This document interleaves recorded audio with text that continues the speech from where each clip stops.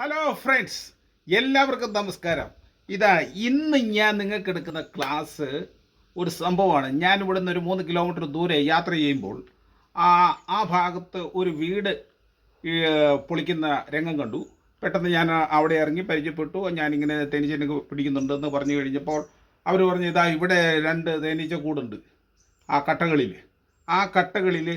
അപ്പം ഞാൻ ടൂൾസ് ഒന്നും എടുത്തില്ല. അപ്പോൾ അങ്ങനെ വരുന്ന സന്ദർഭങ്ങളിൽ നമ്മൾ എന്ത് ചെയ്യണം?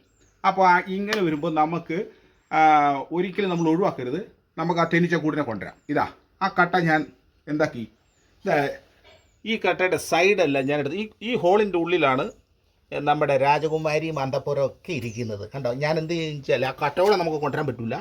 അതിന് ഞാനിവിടെ ഈ സൈഡെല്ലാം ഇടിച്ച് പൊട്ടിച്ചു. ഇതിൻ്റെ ഗേറ്റ് നമ്മൾ അടച്ചു വെച്ചിട്ട് വേണം. കുറേ ഈച്ചകൾ പുറത്തുണ്ട്. ഓക്കെ, അതിനെ നമുക്ക് പിടിക്കാം. ഈ ഗേറ്റ് അടച്ചു വെച്ചിട്ട് ഞാൻ സൈഡെല്ലാം പൊട്ടിച്ചു. 2 കട്ടകൾ. അപ്പോൾ നമുക്ക് ലൈറ്റ് വെയിറ്റ്. അപ്പോൾ അതൊരു സഞ്ചിക്കകത്തിട്ട് ഞാൻ കൊണ്ടുവന്നതാണ്. അപ്പോൾ ഇതിനി എടുക്കുന്ന ഭാഗമാണ്. അപ്പോൾ അങ്ങനെ വരുമ്പോൾ നമ്മൾ ടൂൾസ് ഒന്നും എടുത്തില്ല, അല്ലെങ്കിൽ കൂടൊന്നും എടുത്തില്ല എന്നോർത്തുകൊണ്ട് നിരാശപ്പെടേണ്ട. ഉടനെ നമ്മുടെ യുക്തി അവിടെ ഉപയോഗിക്കുക. നമ്മൾ ആ കട്ടയുടെ ഗേറ്റ് അടച്ചു വെച്ചിട്ട് കൊണ്ടുവരാം. കുറേ ഈച്ചകൾ പുറത്തുണ്ട്. ഓക്കെ, അതിനെ നമുക്ക് വേണമെങ്കിൽ പിടിക്കാം. അവിടെ വേണമെങ്കിൽ കൂട് വെച്ച് കൊണ്ടുവച്ച് പിടിക്കാം.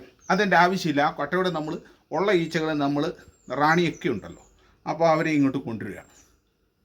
ഇതിനി പൊളിച്ച് എടുക്കുന്ന ഭാഗമാണ് ഇനി നിങ്ങളെ കാണിക്കുന്നത്. ഓക്കെ, ഇത്ര ഓപ്പൺ ചെയ്ത സ്ഥിതിക്ക് നമ്മൾ ഇനി മല്ലെ ഈ തേൻ മാത്രം ഇങ്ങോട്ട് എടുക്കുക. തേന് പൂമ്പൊടിയൊക്കെ ഉണ്ട്, മല്ല ഇങ്ങോട്ട് അടർത്തി എടുക്കുക. അതിന് പറ്റി നമുക്ക് നല്ല ഇത് കൂട്ടുള്ള സ്ക്രൂ ഡ്രൈവർ പോലത്തെ ഇത് കൊണ്ടെടുക്കുക. ഓക്കെ, ഇതിൻ്റെ റാണിയാണിത്. അതാ കണ്ടോ? റാണി നമ്മൾ ഡാമേജ് ആക്കാതെ എടുത്തു. എന്നിട്ട് ഇതേപോലെ അങ്ങ് വെക്കുക. അപ്പോൾ ഇതിൻ്റെ അകത്ത് മാക്സിമം ഈച്ചയും മുട്ടയും ഇവിടെ ഉണ്ട്. മുട്ട ഈ സൈഡിൽ വെക്കുക, ഈ ഹോളിൻ്റെ ഗേറ്റിൻ്റെ ഇവിടെ വെക്കുക. ഇത്രയും സാധനം മതി. നമ്മളിത് ഡിവൈഡ് ചെയ്യാൻ നോക്കണ്ട, കാരണം ഇതൊക്കെല്ലാം കുറേ പരിക്കാക്കിയിട്ടുണ്ട്. അപ്പോൾ ഡിവൈഡ് ചെയ്യാൻ മാത്രമില്ല. അപ്പോൾ ഇനി നമ്മൾ ഇതടച്ച് ഈ പഴയ സ്ഥലത്ത് തന്നെ വെക്കുക. ബാക്കി ഇവിടെ കറങ്ങുന്ന ഈച്ചകളെ നിങ്ങൾക്ക് കാണാം. അവരൊരു ഗ്രൂപ്പാണ്. അവരെല്ലാവരും വിളിച്ചു കൂട്ടുകയാണ്. നമുക്കെല്ലാം ഒന്നിച്ച് നിൽക്കണം എന്നാണ് അവർ പറയുന്നത്.